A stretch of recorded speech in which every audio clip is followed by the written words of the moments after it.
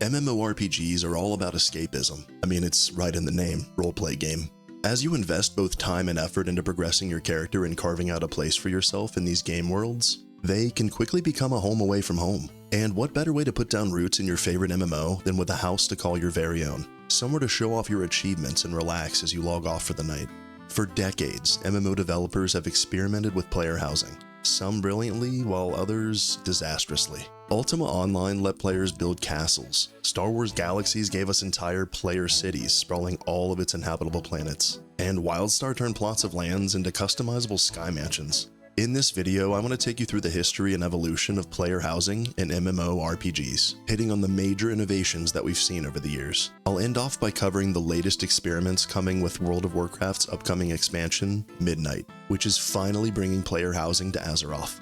Like, comment, subscribe, all that YouTube stuff, but most importantly, enjoy. Player housing isn't just about giving people four walls and some furniture to play with. It's an intentional design choice that changes how players engage with the game entirely. When housing works, it becomes an anchor of sorts. It gives you a reason to come back, even when you're not raiding or chasing gear. Maybe you just want to redecorate your house for the day. In games like Star Wars Galaxies, entire professions existed just to supply housing and furniture. They were called architects. Most importantly though, housing creates memories. Guilds gathering in a member's house before a raid, or players running entire social events out of their housing plots.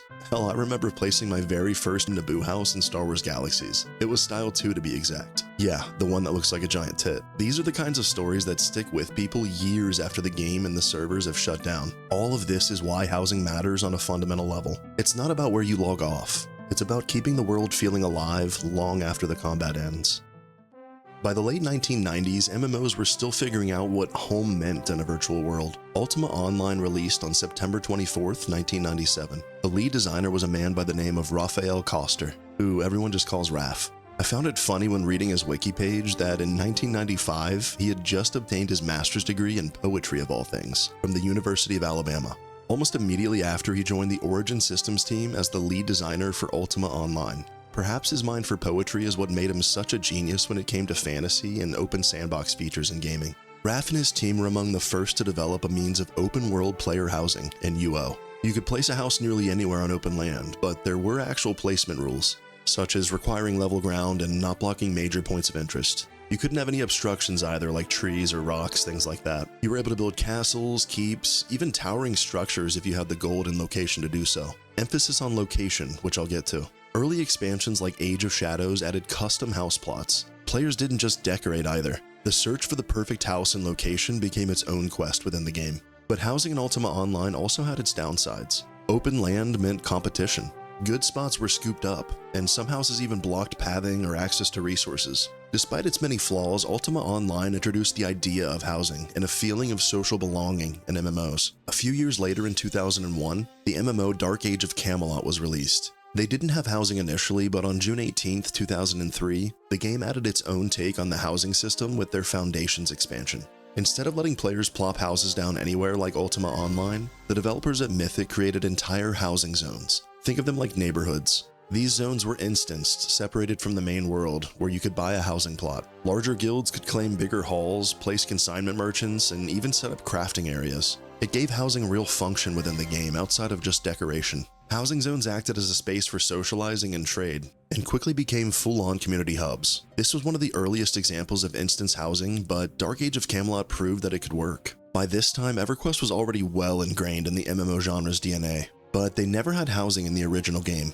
Its sequel, Everquest II, which released on November 8, 2004, took a more contained approach to player housing. Similar to Dark Age of Camelot, houses weren't in open-world plots, and most, if not all, were instanced. The thing that Everquest II struggled with compared to Dark Age of Camelot was making housing feel like it mattered in the game. Homes felt private and detached from the overworld. You could decorate the inside and show it off to your friends via portals or doors, but your house didn't physically shape the world, nor have a true purpose. It felt tucked away. EQ2 did, however, have a lot of variety in terms of styles of housing, and you could have multiple homes per character. There were furniture systems and player professions that supplied decoration items, which created player economies. But again, because the houses are instanced, that competitive land grab gameplay was lost entirely. With these three examples, you can already start to see the early philosophies of housing start to take shape.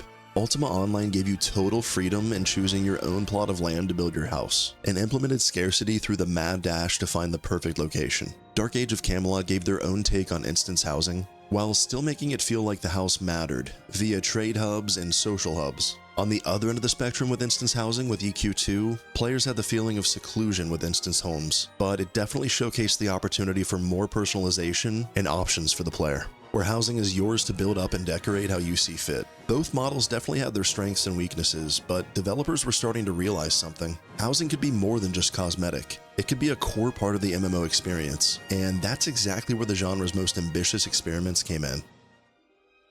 The next major innovation was a project led again by Raph Koster himself, as the creative director behind Star Wars Galaxies. Raph would take the open world housing that he had brought forth into Ultima Online and expand it into something far larger. Entire player-run cities complete with politics, elections, player-run markets, and more. Star Wars Galaxies took the concept of housing and basically said, what if we build the entire game around it? This was and will remain my all-time favorite MMO. My dad got me into SWG when I was 13, and I've been hooked on PC gaming and MMOs ever since. Back then, I was a super Star Wars nerd playing in what felt like a living galaxy, with actual people from around the world. What a concept. In SWG, housing just hit different. You were part of a neighborhood, a town, sometimes a sprawling metropolis that you and your guild had built up over time, with houses that an architect had crafted with their bare hands. Placing buildings in towns that were already operational required you to be given zoning rights by the guild. If you weren't part of a guild and just wanted to place a house down anywhere, you could, as long as the planet was inhabitable and you were outside of any guild city limits. In Star Wars Galaxies, suddenly your house wasn't just a personal trophy room. It was part of a functioning society. A combination of the open world placement aspects of Ultima Online with the opportunities for entire player-run economies and social hubs that Dark Age of Camelot brought forth. There were town halls where guilds could hold physical meetings. You could get your very own shuttle port in your town once you had progressed enough, which allowed you to travel from wherever your remote location was all the way to the spaceport. And some major trade cities even had malls where player merchants could set up vendors for the guild chefs, weaponsmiths, armorsmiths, all that stuff. Entertainers filled cantinas with life, and medical facilities were filled with doctors standing by to buff you up. Everything was organized and ran by players, and housing was the backbone of the economy and community around the galaxy. At its peak, every planet's surface that you could build on was dotted with player-made cities that you could shuttle into. SWG proved something pretty big. Housing and social interaction could literally be the game if designed appropriately. I'm not diminishing Sony's failures with the new game experience and combat upgrade that came later on in the game's life, where they tried to copy the success of World of Warcraft and turned their wonderful sandbox into a theme park. But in any event, Star Wars Galaxies was a massive part in the evolution of player housing and MMOs. A decade later, on June 3rd, 2014, a game you might have heard of called WildStar was released. They were the next entry as a potential WoW killer MMO, as at the time World of Warcraft still held the lion's share of the market. WildStar broke the mold in a lot of ways, but their player housing was unlike anything else before in the genre. At level 14, you'd unlock your first house via a quest chain, so every player had access to one. Instead of vast open plains filled with player houses out in the open world, every player was given their own sky plot, a floating island that you could mold into whatever you wanted. They went the instanced housing route. Like we touched on, this allowed for a lot further customization and a higher total decoration item limit. You could decorate both the inside and the outside of the home. And the item placement was completely freeform. You could rotate, scale them up or down, and place them just about anywhere on your plot. Because the game let friends visit your plot, these floating islands quickly became social hubs. WildStar also had a neighbor system where you could mark plots public or private. The game allowed you to add players as neighbors or roommates to allow visitation or shared decorating. The game eventually collapsed, sadly, as they highly overestimated players' desire for hardcore PvE content. But WildStar definitely made instance housing feel alive in a way that Everquest II never quite could. Between SWG and WildStar, MMO housing felt like it had reached its peak, but not every game struck the right balance. Final Fantasy XIV released among a crowded MMO market on September 30th, 2010, and it was unfortunately a massive failure and letdown for the fans of the franchise. The game was shut down and Square Enix made a miraculous 180 in its development. On August 27, 2013, Final Fantasy XIV was re-released as a Realm Reborn. Through the brilliant leadership of creative director Naoki Yoshida, affectionately known as Yoshi P, Final Fantasy XIV not only survived, it thrived, becoming one of the most successful MMOs of all time. But when it comes to housing, Square Enix built beauty on a crumbling foundation, and they haven't done much to fix it. The core housing problem in Final Fantasy is scarcity. Each instance, or ward as they call it, only has a fixed number of plots available. Once they're gone, they're gone. So if you weren't there the day the new wards opened up to claim one, tough luck. You were either stuck waiting for someone to quit or hoping Square Enix eventually added more.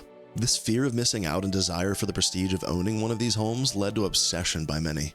For years, players camped placards, clicking endlessly, refreshing menus for hours upon hours, all for the chance to buy a single plot of land. It turned housing into a second job for players. You weren't out doing quests or playing the game if you wanted the opportunity for a house. Square Enix eventually replaced that with a lottery system in patch 6.1. On paper, a lottery sounds fair.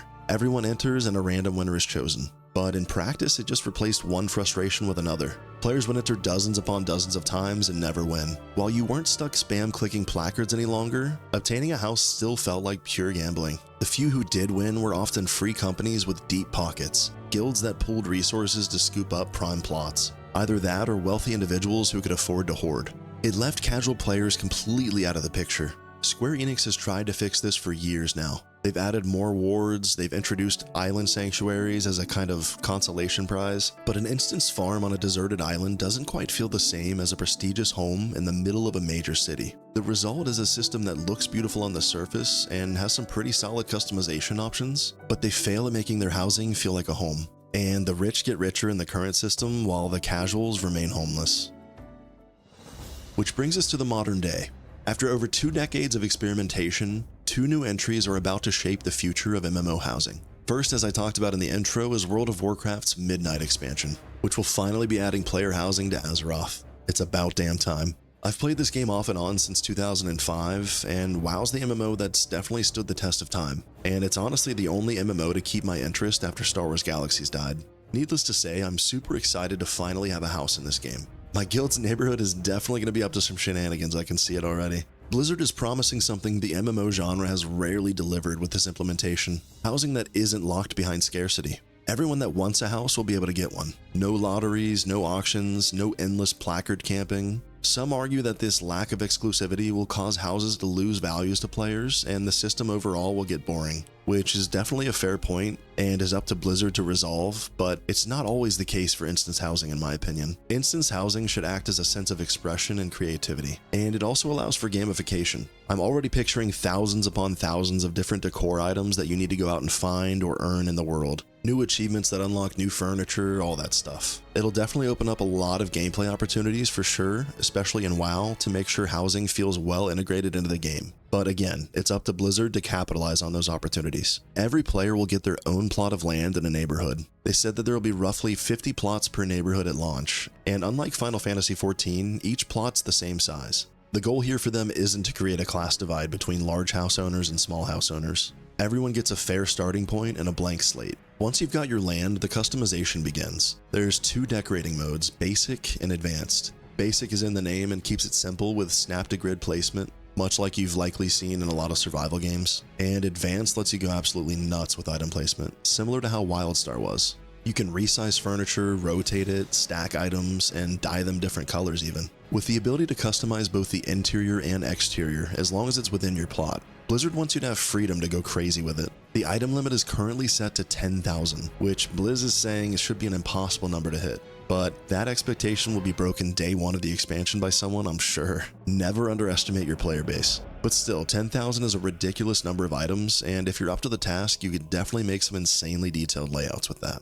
You share access across characters with their new warband system, which is really nice. The social hub aspect comes in via neighborhoods. You'll live in neighborhoods with other players. There's public neighborhoods, which Blizzard creates their own instances and continually opens up new ones. These will be available for anyone to move into, and just like in real life, you can wind up with some really awful neighbors. The other option is private neighborhoods, which can consist of guilds or any organized group via a charter. kind of like a sub-guild. Friends can visit, hang out, and check out each other's setups. Housing builds can be shared with other players as well. You'll be able to save and share your setup via an export code similar to talent builds. People can then import them with ease and have a fantastically detailed house, already fully decorated and furnished, and you can just make tweaks from there. I can already imagine folks taking up the interior decorator role and sharing their creations. This is an entire game on its own for some players. Absolutely genius addition. Of course, Blizzard admits this hasn't been easy. Housing was never something that WoW was designed for, or that they had in mind until fairly recently. Housing was always met with a hard no when they were asked about it in interviews,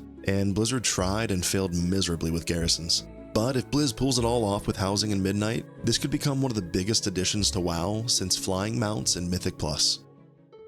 The next contender in the housing space is coming from the man who arguably started it all, Raph Koster. The same Raph who gave us castles in Ultima Online and entirely player-run cities and economies in Star Wars Galaxies. He's back to innovating with a new MMO called Star's Reach, under his very own studio called Playable Worlds. And while details are still very early, the vision seems really ambitious, and their Kickstarter was a success. Star's Reach is being built around full simulation, planets with seasons and weather, ecosystems that grow and change and adapt to their surroundings, and player-built cities where mayors and governments can set taxes, laws, and zoning rules. I'm sure Raph is taking many of his ideas in Star Wars Galaxies and expanding on them. Of course, this is all super early and subject to change, but if Star's Reach delivers, it won't just be another MMO. It'll be Raph proving once again that housing can define an entire virtual world when done properly. Housing has always been the genre's biggest gamble, but when it works, it's the feature that players remember forever. There unfortunately just hasn't been much innovation or experimentation over the years with player housing until now. We might finally see a modernization of player housing and potentially of the genre as a whole in the coming years. So now I want to hear from you. What's the best housing system that you've ever experienced, or a memory that immediately popped into your head with this video? And what do you think WoW or Star's Reach absolutely need to nail for their systems to work? Drop your thoughts in the comments. I'll definitely be reading and responding as always. Thank you so much for watching. Like the video if you liked it, subscribe for more, and I'll see you in the next one.